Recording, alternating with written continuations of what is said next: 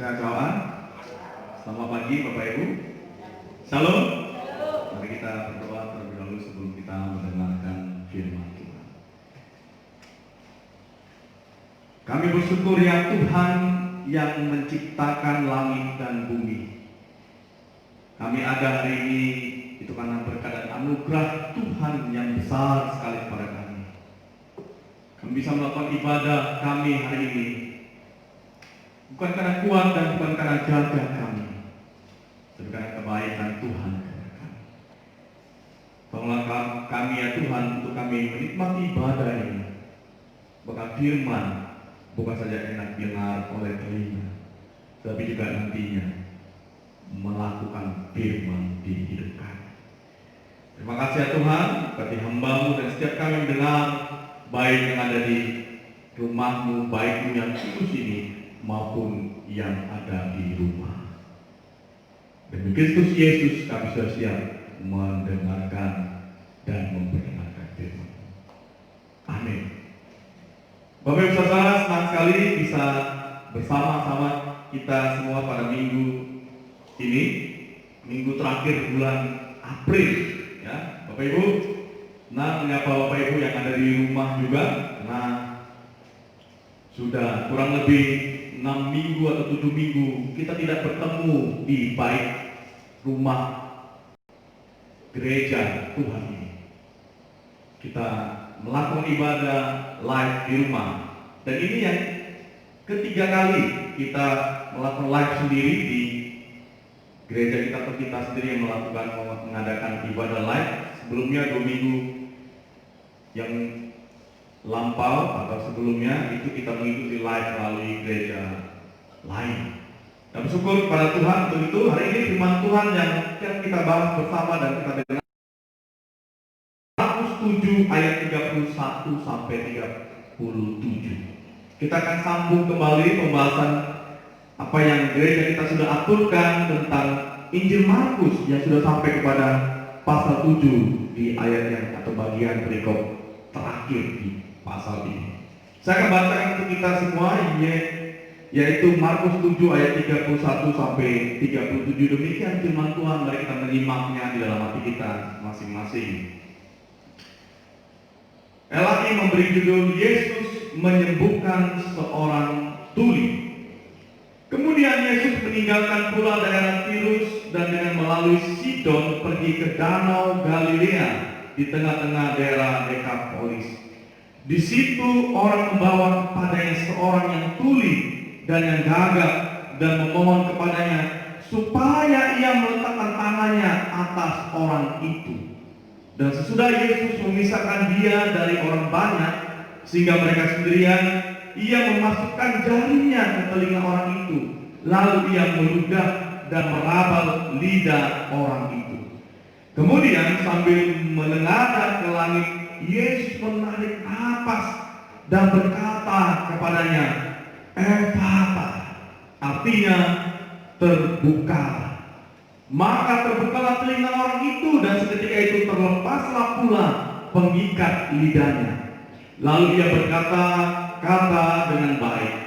Yesus berpesan kepada orang-orang yang ada di situ supaya jangan menceritakannya kepada siapapun juga, tetapi makin dilarangnya mereka, makin luas mereka memberitakannya. Mereka takjub dan tercengang dan berkata, ia menjadikan segala-galanya baik, yang tuli dijadikan yang mendengar, yang bisu dijadikannya berkata-kata. Bapak Ibu Saudara, yang berbahagia adalah mereka yang membaca, merenungkan, bahkan melakukan firman Tuhan dalam hidupnya sehari-hari. Nama kita hari ini adalah kepedulian yang menyembuhkan. Bapak Ibu Saudara, Injil Markus sudah pasal 7 kita membahas, dan ada banyak hal yang sudah kita pahami dan tahu tentang Injil Markus. Kalau kita membaca perikop terakhir di pasal 7 ini, saya teringat dengan 2 orang anak yang sedang diskusi, bahkan sedang berbicara membandingkan antara si buta dan si tuli bisu. Bapak Ibu Saudara, 2 anak ini bilang kalau enaknya jadi orang buta. Syukur masih ada telinga dan mulut untuk berbicara dan mendengar. Masih untunglah daripada orang yang tuli dan buta, bisu, yang tidak bisa berbicara atau tidak bisa mendengar. Yang satu kata lebih baiklah menjadi orang bisu dan tuli daripada buta nggak bisa melihat keindahan dunia ini. Dua anak ini terus berdebat, dikatakan ini yang enak, buta enak, bisu tuli lebih enak. Mereka debatkan dua orang yang memiliki kelemahan di dalam tubuh dan fisik mereka. Alasan apa Bapak Ibu yang terjadi? Mereka capek berdebat, ya sudahlah, sama-sama mereka memiliki kekurangan fisik. Kita kasihan dengan orang yang demikian. Rasa ibah, rasa simpati, mungkin juga ada di antaranya mereka rasa empati terhadap orang yang memiliki kelemahan itu, yang buta, tuli maupun bisu. Mereka merasakan bahwa orang-orang demikian itu rasa yang mengalami penderitaan, gak bisa seperti orang yang normal, seperti sedia apa yang Tuhan berikan kepada manusia, lengkap dengan anggota tubuh yang ada. Bapak Ibu Saudara, saya teringat juga, saya pernah praktek di Yayasan Alpha Omega yang namanya Yayasan Penyandang Cacat di daerah Kapanjai.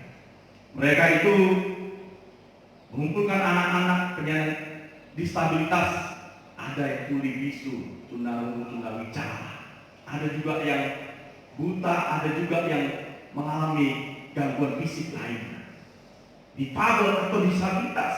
Yang sekarang ini sudah mulai banyak orang juga, bahkan pemerintah memperhatikan orang-orang yang demikian, karena orang begitu juga ciptaan Tuhan dan mulia, bahkan juga bermanfaat. Saya teringat Bapak Ibu, saya pernah masuk satu kelas di sana yang namanya kelas tunarungu dan tunawicara, tidak bisa mendengar dan tidak bisa berbicara, persis seperti apa yang kita baca teks ini. Bagaimana orang yang demikian itu sangat-sangat menderita. Kita memiliki rasa iba dan kasihan melihat orang yang demikian. Mengapa Bapak Ibu? Ya memang sepertinya menderita sekali, mereka tidak bisa mengalami apa yang kita alami. Mereka tidak bisa mendengar, mereka tidak bisa berkata-kata, berbicara seperti kita, orang yang diberikan kelengkapan fisik oleh Tuhan. Rasanya kita ingin menangis melihat mereka. Tapi dua hal yang saya mau katakan hari ini, pagi ini, bahwa dalam perikop dan apa yang saya sampaikan dari kesaksian tadi, ini akan menyangkut bahwa kita akan melihat Tuhan yang agung dan melihat manusia yang tak berdaya. Tuhan yang agung, manusia yang tak berdaya. Tadi menyanyikan Yesus, Juru Selamat yang agung, walaupun agak sedikit tadi ya. Nah, Bapak kita belajar Bapak Ibu. Artinya kita memakai kata selamat yang agung, besar itu. Nah, dua ini saya akan bahas dan kita akan dengarkan bersama-sama, dan kiranya melalui renungan ini kita akan tenang dan betul-betul apa yang dikatakan firman Epata. Bapak Ibu saudara. Yang pertama kita bicara betapa agung dan mulianya Tuhan itu. Ini garis besar dua yang saya katakan tadi, tentang Allah dan akhir tentang kita manusia ataupun sesama kita manusia. Bapak Ibu saudara terkasih, ketika saya melakukan praktek itu ada 2 hari saya di kelas yang namanya tunarungu tunawicara. Tuli sama bisu secara fisik itu bisa disembuhkan. Bapak Ibu saudara, coba dia cek kalau tidak percaya. Tapi memang tidak gampang dan tidak mudah. Mereka bisa dilakukan pelatihan, terus setiap waktu, setiap hari mereka berlatih. Ada saya temui yang tidak bisa bicara, tidak bisa bicara.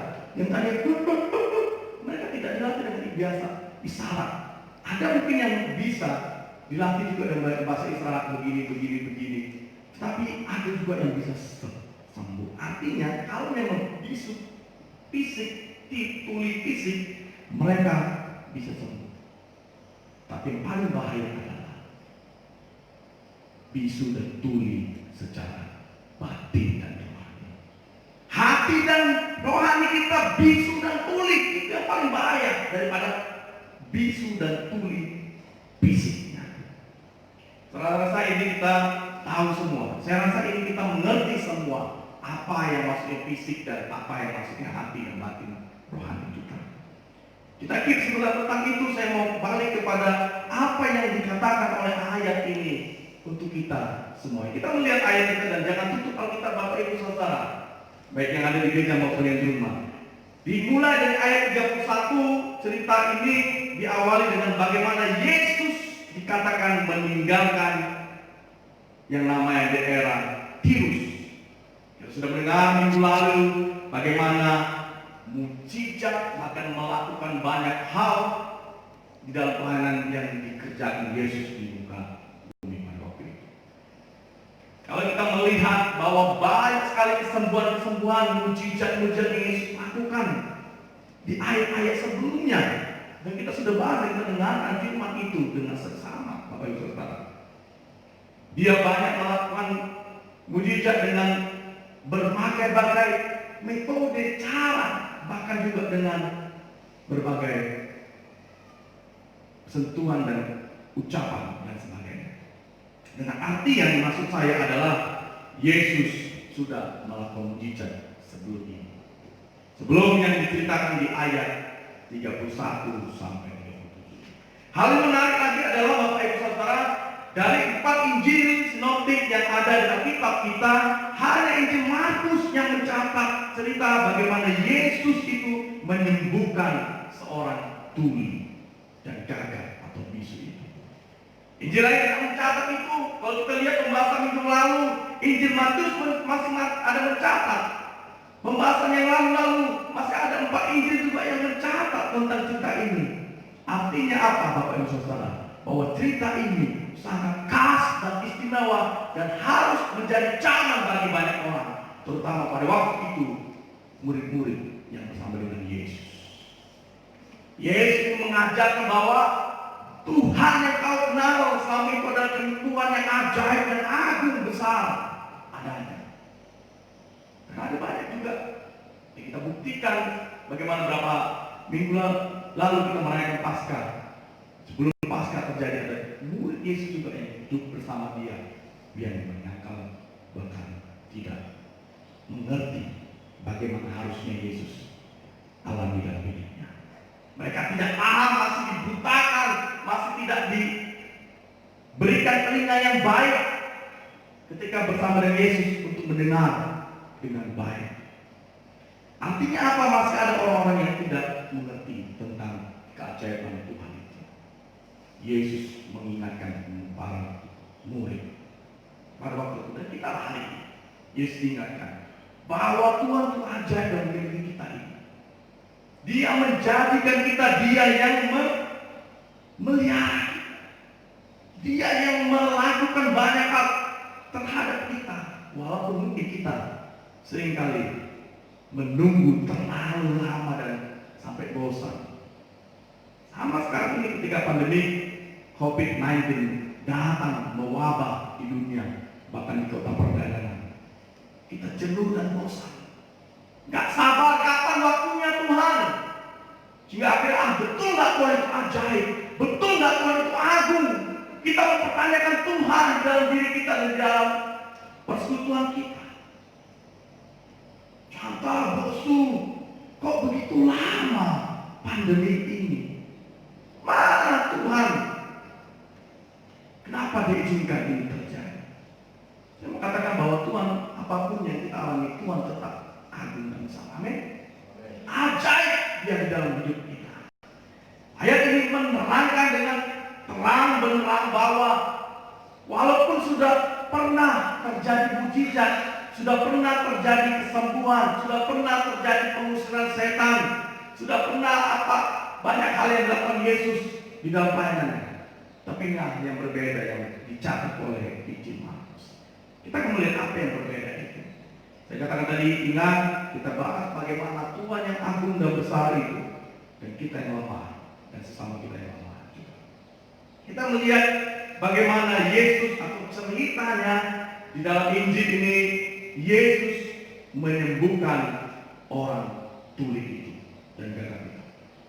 Pertama, ketika orang membawa seorang tuli bisu ini, saya sudah mengirimkan setidaknya cerita komik yang dikarang bagaimana sebenarnya itu untuk konsumsi sekolah minggu. Saya kirim tadi di grup supaya mengerti setidaknya kita apa yang terjadi atau gambaran apa yang terjadi. Setidaknya gambaran itu bisa membawa pikiran kita kepada suasana yang pada waktu itu terjadi. Bapak Ibu Saudara, Yesus ketika berjalan ingin menuju satu kota atau danau yang namanya Galilea, di daerah Dekapolis dikatakan ada orang yang membawa seorang tuli. Kita ikuti cerita ini sebentar. Di mana dikatakan orang tuli ini dibawa oleh orang yang sudah mengetahui bahwa ini sudah lama menderita sakit tuli dan bisu. Anda tahu, gak mungkin orang itu dibawa tanpa orang yang tidak tahu ini sakit tuli dan bisu. Saya ulangi, tidak mungkin orang banyak itu atau beberapa orang itu, tidak mungkin beberapa orang itu membawa seorang tuli dan gagap kepada Yesus kalau beberapa orang itu tidak mengetahui bahwa orang ini tuli dan gagap bisu. Pasti mereka sudah tahu, dan orang ini pasti memiliki sakit tuli dan bisu atau mengalami penderitaan bisu dan tuli itu cukup lama. Mungkin saja mereka tahu juga bahwa orang ini sudah berobat kemana-mana. Mereka sudah melihat, menyaksikan bahwa orang ini pingin sembuh. Mereka mendengar berita tentang Yesus. Sampai di tengah mereka beberapa orang tadi, orang-orang yang membawa tadi, bahwa Yesus melakukan mujizat, Yesus melakukan kesembuhan, mengusir setan dan sebagainya. Maka orang ini mendengar cerita Yesus sedang menuju danau Galilea. Mereka pun menghampiri dan membawa tuli dan bisu itu. Tapi Yesus kemudian melakukan yang berbeda dari yang biasa dia kerjakan. Ini yang unik dan khas tadi saya katakan. Apa yang dikerjakan Yesus ketika dia bertemu dengan orang ini? Kita lihat ayatnya. Yesus kemudian memisahkan dia dari orang banyak sehingga mereka sendirian. Ia memasukkan jarinya ke telinga orang itu, lalu ia meludah dan meraba lidah orang itu. Saya katakan, saya yakin percaya dengan membaca beberapa sumber bahwa orang ini sudah banyak melakukan perobatan yang juga tidak sembuh akhirnya. Dan Yesus mengerti, memahami sekali bagaimana tingkat iman dan kepercayaannya terhadap apa yang akan dilakukan Yesus. Tingkat iman dan tingkat kepercayaan terhadap apa yang akan dilakukan Yesus. Yesus membawa dia, mengasingkan dia. Yesus kemudian melakukan yang tidak biasa dilakukan orang dalam hal menyembuhkan. Dia melakukan sentuhan fisik dengan memasukkan jarinya ke telinga. Saya bisa gambarkan, dan video yang saya kirim tadi cukup menggambarkan sebenarnya. Kemudian tidak cukup hanya dia menyentuh telinganya yang terkatup, dia juga menyentuh lidah dari seorang bisu dan tuli. Artinya sentuhan fisik dia kerjakan supaya tuli dan bisu ini melihat, terbuka mata. Bahwa kalau dalam hal melayani orang, kita juga perlu sentuhan fisik. Tanda kutip, jangan langsung berpikir negatif. Apakah saya katakan sentuhan fisik? Saya kuliah di bagian konseling pastoral. Hal ini sangat menyentuh orang yang sedang mengalami pergumulan berat ketika kita melakukan sentuhan fisik. Yang pasti makanya dari ilmu pastoral konseling dikatakan kalau kita mengkonseling laki-laki baiknya dengan laki-laki, atau sebenarnya kalau kita mengkonseling seorang laki-laki, kita konseling dengan seorang wanita yang mungkin umurnya lebih tua daripada kita, orang tua atau nenek yang lebih tua dan kita hormat. Mungkin sebuah bisik yang kita lakukan adalah sebuah bisik yang tidak mengundang hal yang negatif, tetapi sebuah sentuhan yang memotivasi, meyakinkan iman, kepercayaan mereka terhadap apa yang kita kerjakan dan lakukan dan katakan dari mereka. Artinya apa, Bapak Saudara? Perlu kita lakukan demikian apa yang dikatakan dan dikerjakan Yesus sebagai teladan kita di tengah-tengah hidup ini. Mungkin saya katakan itu adalah seorang pastor, bosku, guru Injil pastor. Tidak berlaku menurut saya kepada orang atau kaum jemaat biasa. Salah. Itu berlaku pada siapapun ketika kita bicara kepada orang yang sedang mencurahkan isi hatinya kepada kita. Kita bisa kerjakan melakukan itu.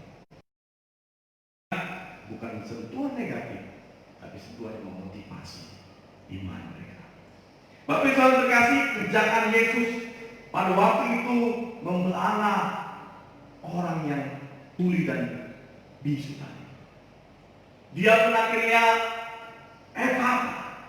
betul apa yang dimaukan Yesus kepada Tuhan dengan menghela nafas.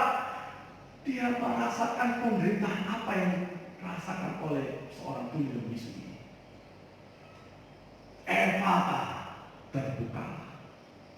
Pada waktu itu juga terbukalah telinga dan terlepaslah pengikat lidah yang dikatakan ayat ini. Ayat 35 saya baca. Maka terbuka telinga orang itu dan seketika itu terlepaslah pula pengikat lidahnya. Lalu dia berkata-kata dengan baik. Bapak Saudara, kalau kita melihat orang buta tuli bisu, kita kasihan seperti cerita awal saya tadi. Dua anak mungkin memperdebatkan. Kita pernah juga memperdebatkan dan mengatakan, syukurlah kita tidak buta dan kita tidak tuli dan tidak bisu. Kasihan ya orang yang buta dan tuli bisu itu. Ya, kasihan. Saya pernah mungkin mempertanyakan ketika saya masuk praktek konseling kepada orang-orang yang demikian.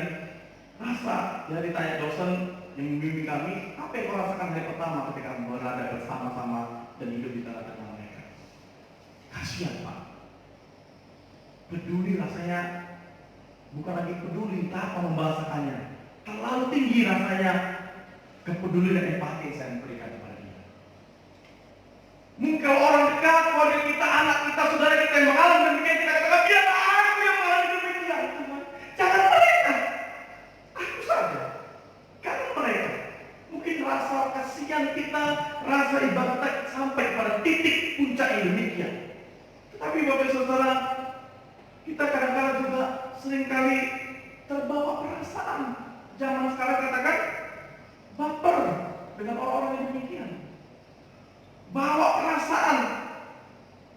Coba kalau betul-betul Anda mengalami itu, bagaimana perasaan Anda? Mungkin beragam jawaban kita. Ya, itu oke aja karena aku lebih baik hidup bersama dengan Tuhan daripada dunia ini. Dunia ini penuh dengan kejahatan, dunia ini penuh dengan dosa. Aku lebih cepat-cepat baik menghadap Tuhan. Aku mengatakan, bila ada yang mengatakan mungkin nggak mau lah, nggak bisa aku mendengar suara merdu orang yang kukasih. Nggak mau lah, aku nggak bisa mengomongkan banyak hal dan sebagainya. Ada beragam Bapak Saudara. Tapi yang mau saya katakan, ini hal kedua yang saya mau katakan. Manusia itu memiliki tetap yang namanya kelemahan. Saya berapapun kau hari ini Bapak Ibu Saudara, bahwa kau tetap punya kelemahan. Tidak ada manusia yang sempurna di hadapan Tuhan. Hanya Dia yang agung dan sempurna. Amin. Hanya Dia Bapak Ibu Saudara. Pandemi COVID-19 membuktikan bahwa manusia sangat lemah. Hai kau manusia, jangan kau sombong.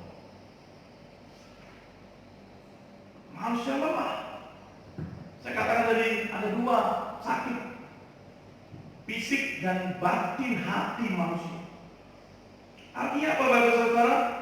Mungkin secara fisik Anda tidak tuli, tidak bisu, tapi secara batin dan hati, secara tidak sadar sebenarnya kita bisu dan tuli. Hal yang sangat berbahaya adalah ketika kita mengalami bisu dan tuli secara hati dan batin. Kita tidak tidak peduli terhadap orang yang ada di sekitar kita. Kita nggak peduli terhadap apa yang terjadi di sekitar kita. Kita bahkan tidak peduli terhadap diri kita sendiri, Bapak Ibu. Kita nggak peduli bagaimana iman kita, rohani kita. Kita nggak perlu urusi itu. Kenapa? Kita berpikir bahwa aku kuat, hartaku banyak, aku punya jabatan, aku punya keluarga, aku punya ini, aku punya itu. Bapak Ibu lupa apa yang firman Tuhan inginkan bagi Bapak Ibu, Saudara. Maka hal yang inilah, hal yang demikianlah, orang-orang seperti inilah yang sebenarnya berbahaya. Dia bisu dan tuli, sehingga dia tidak mendengar apa kata firman secara hati batinnya, rohani. Sehingga dia juga tidak bisa memperkatakan, mengutarakan, menebarkan, menyebarkan dengan perkataannya, bahkan dari kesaksian hidupnya, apa yang firman Tuhan inginkan pada orang-orang percaya. Oleh karena itu Bapak Saudara, jangan lupa bahwa keagungan Tuhan dan kelemahan kita itu, sehingga kita harus bisa mempertemukan di dalam suasana batin hidup yang bagaimanapun. Kita katakan, Tuhan Engkau agung, aku lemah dan aku butuh Engkau dalam hidupku. Yesus peduli di tengah-tengah pelayanannya. Manusia yang lemah tadi dipeduli oleh orang-orang juga yang lemah tadi. Manusia yang bisu tuli tadi dipeduli oleh orang-orang yang membawa dia. Ada rasa peduli, kasihan dia sudah lama bisu dan tuli. Ini ada Yesus yang banyak melakukan mujizat yang kita sudah dengar di mana-mana ceritanya. Mereka bawa karena rasa peduli. Mungkin saya katakan empati yang tanda kutip melebihi daripada empati. How about you? Bagaimana dengan Anda? Dengan pandemi COVID-19 saat ini, ada banyak, saya bangga dan saya bersyukur, ada banyak orang-orang beriman, ada banyak gereja-gereja, ada banyak institusi-institusi, bahkan grup terbentuk untuk membantu orang-orang yang terkena dampak COVID-19 ini. Mereka menunjukkan kasihnya, belas kasihannya kepada orang-orang yang terkena dampak corona. Mereka dengan memberikan sesuatu yang mereka sisihkan dari apa yang mereka punya. Hal yang positif, yang baik yang dikerjakan. Tapi tetap juga ada orang yang memperdebatkan karena perihal memberi dan menerima dan sebagainya. Saya senang apa yang dikatakan oleh beberapa hamba Tuhan ketika memperdebatkan tentang memberi dan menerima. Kalau kita kalau perdebatkan, tapi sudahkah kita mengerjakan itu di tengah-tengah pandemi sekarang? Kita bersyukur untuk orang-orang yang punya beban bagi kita. Kenapa kita perlu memproses dan perlu kita mengutip, mungkin memperdebatkan dan memperbunyikan pilihan-pilihan. Mungkin dia memberi karena supaya ini dan itu. Dia mau menunjukkan pemberiannya karena ini dan itu. Terlepaslah demikian. Tapi dia sudah menunjukkan bahwa dia peduli kepada orang-orang demikian. Urusan motivasi, urusan Tuhan yang menilai, bukan Anda dan kita. Bapak Saudara. Karena Tuhan tahu apa yang harus dia kerjakan bagi kita. Itu kembali kepada motivasi kita. Yesus peduli tengah-tengah pelayanannya. Orang-orang yang membawa itu peduli, sehingga akhirnya kepedulian itu membawa satu kesembuhan bagi orang tuli dan bisu. Hari ini saya pun peduli dan saya pun mempunyai empati tinggi. Kita semua Bapak Ibu Saudara. Saya tidak mau kita mengalami ketulian dan kebisuan yang terus menerus di tengah-tengah hidup batin rohani kita, hati kita. Kita tahu firman Tuhan, kita mengerti firman Tuhan, tapi tidak mengerjakannya. Seolah-olah kita ini adalah tuli dan bisu rohani dan batin bahkan hati. Kita bersyukur Mungkin karena pandemi ini orang mulai tersadarkan. Mulai. Apa mau saya belum tersadarkan? Melihat di luar orang di tengah-tengah jalan bahkan sambil menyembah, ya Tuhan, kami perlu Engkau, kami butuh Engkau, kami percaya Kau peduli, Engkau maha kasih, Engkau maha mengerti dan sebagainya. Orang berdoa. Saya katakan syukur mungkin pandemi ini kita di rumah membangun mesbah keluarga. Itu yang harus kita kerjakan sebagai orang percaya.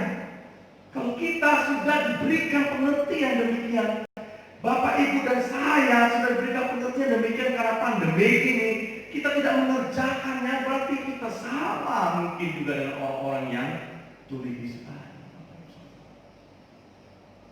Sedih, empati ya, saya empati dan sedih.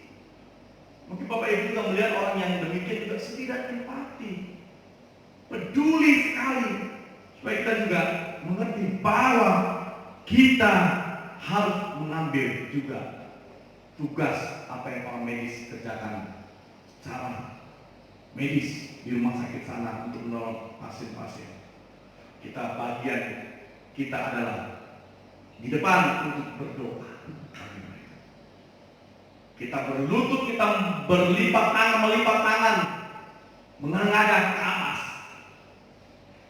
Kiranya Tuhan membuka pintu kasih-Nya dan menolong setiap pasien, bahkan semua dunia bagi kita, kota kita terlepas dari COVID ini. Bagi kita itu mungkin selain daripada hal-hal yang bisa kita kerjakan. Dan saya peduli supaya kita sembuh mungkin secara batin, supaya gereja-gereja juga mau melakukan apa yang harus gereja lakukan untuk orang-orang yang ada di sekitar. Hal kecil mungkin, hal yang sedikit mungkin besar, hal yang besar dan sebagainya. Kita belum bisa melakukan hal besar, setidaknya hal yang kecil peduli sehingga menyembuhkan aspek fisik, kebutuhan ekonomi dan sebagainya, dan aspek rohani mereka. Saya belum bisa memberikan aspek fisik, saya belum bisa untuk memberikan untuk membantu ekonomi mereka. Saya bisa mendoakan dan saya memberikan renungan-renungan supaya rohani dan batin di tengah-tengah pandemi ini terobati dan diberikan motivasi. Setidaknya kita memberikan motivasi yang membangun dengan perkataan yang sudah ada melalui firman. Kita manusia lemah ini, kita membangun sesama kita, membawa orang-orang yang lemah tadi juga, mendoakan, memberikan kata-kata yang positif dan memotivasi. Sekali lagi Bapak Ibu, di doa pagi saya katakan, jikalau kita menggunakan namanya gadget, Android kita, handphone kita, dan ada banyak media sosial yang kita gunakan sana, Instagram kah, Facebook kah, WA kah, Line kah, dan sebagainya. Seandainya kita tidak kuat dan tidak mampu melihat hal-hal yang negatif terjadi di dunia ini, lebih baik Bapak Ibu skip dan tidak usah melihat ini, karena akan menggoyang iman dan akan membawa sesuatu yang menakutkan, kekhawatiran yang tinggi di dalam diri kita. Lebih baik tanda kutip kita menjadi orang yang buta atau tuli untuk hal yang negatif itu. Makanya saya sangat-sangat menyarankan, bahkan saya men-sharekan hal yang positif di tengah-tengah grup kita, bahkan di tengah-tengah media sosial. Lebihlah baik kita mengirimkan suatu kata berkat, ataupun suatu video berkat, ataupun suatu yang memotivasi bagi orang-orang yang ada di grup kita. Jangan hal-hal ini kan yang membawa iman kita lemah, apalagi di situasi yang demikian. Boleh kita berjaga-jaga, boleh kita membawa atau mengingatkan orang lain untuk waspada. Tidak salah Bapak Ibu Saudara. Apalagi tugas gereja adalah memang mewartakan hal yang baik, mendukung hal yang baik dan positif. Tidak ada gereja yang tidak mendukung hal yang baik. Kalau ada pandemi demikian, pasti gereja katakan sabar, tenang, dan tetap berharaplah kepada Tuhan. Jangan engkau takut, jangan khawatir, Tuhan besertamu. Gereja yakin Tuhan pasti terus memperkatakan hal-hal yang demikian. Tapi hari ini saya mengatakan, selain daripada itu, selain daripada pemotivasian, saya mengatakan saya peduli kepada kita semua. Iman kita tergantung pada kita. Pandemi ini membuktikan bahwa kita tetap beriman teguh atau kita memiliki akhirnya iman yang lemah. Bapak saudara terkasih, saya tidak mau kita semua orang-orang yang dikasih Tuhan seperti seorang pemuda yang sebentar saya akan ceritakan ceritanya. Bahwa ada seorang pemuda yang pada masa muda atau remaja sangat nakal dan bandel. Yang melakukan banyak hal kejahatan. Masa usia remaja saja sudah mabuk-mabukan, bahkan mencuri, begal dan sebagainya. Minum minuman keras, merokok narkoba, dan akhirnya ketika sudah beranjak muda menjelang makin dewasa, dia jatuh sakit. Sakit karena sangat kronis, sakitnya begitu, dia harus terbaring di ruang ICU dan sempat koma. Bapak saudara terkasih, apa yang terjadi kepada pemuda ini? Pemuda ini kemudian dengan komanya dia melihat malaikat Tuhan berkata dan memberikan dua pilihan kepada dia. Apa pilihan itu? Malaikat katakan, kamu akan saya sembuhkan. Tapi bisakah dijamin kalau kamu sembuh, kamu akan hidup benar sesuai firman. Kamu akan menjadi hamba-Nya. Kamu akan melayani umat Tuhan, melayani Tuhan melalui umat Tuhan, melalui persekutuan, melalui gereja. Artinya kamu betul-betul melakukan firman tengah-tengah hidup. Pengalaman pahit lamamu jadi pelajaran. Kamu tidak mau jatuh lagi di pengalaman yang lama itu. Itu pilihan yang pertama. Yang kedua, saya juga akan menyembuhkanmu, tapi saya akan langsung menjemputmu kembali ke Bapa Surga yang menciptakan dan memberikan nafas hidup kepada kamu. Selesailah dan kamu sembuh. Selesailah kamu di dunia dan kamu sembuh dan hidup kekal bersama Bapa. Seandainya Bapak Ibu pemuda itu, apa jawaban Bapak? Seandainya kita yang kita itu adalah pemuda itu, apa jawaban kita? Tuhan, mungkin ada jawaban nomor satu, saya mau sembuh, saya mau melayani di dunia ini, saya mau melayani Tuhan dan umat Tuhan di dunia ini. Saya mau membayar utang saya yang lama, dosa saya yang lama, kebejatan saya yang lama, kenakalan saya yang lama. Saya membayar utang dalam melayani Tuhan. Berikan saya kesempatan. Tapi mungkin ada di antara kita yang jawab, saya mau langsung sekali kembali Bapak.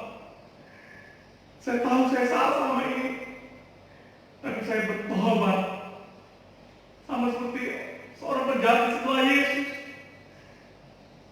Kiranya Engkau mengingat aku Tuhan ketika Engkau ada di rumahmu.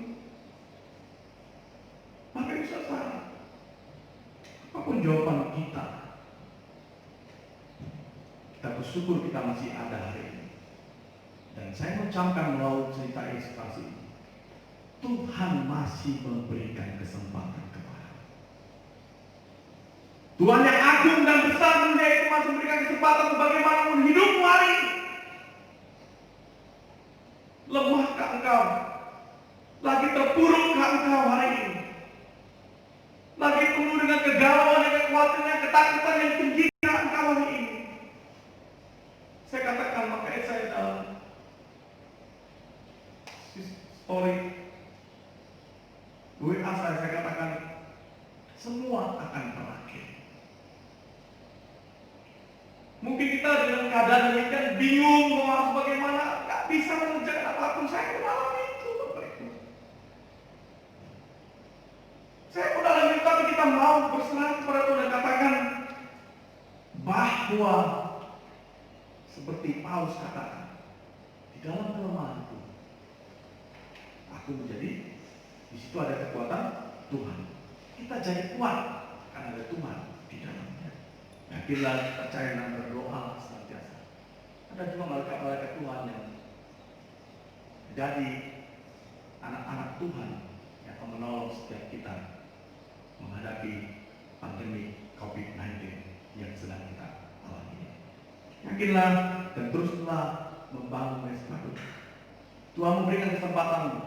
Entah kau seperti seorang pemuda itu yang mau langsung menghadap Tuhan dengan karena kondisi yang sakit itu.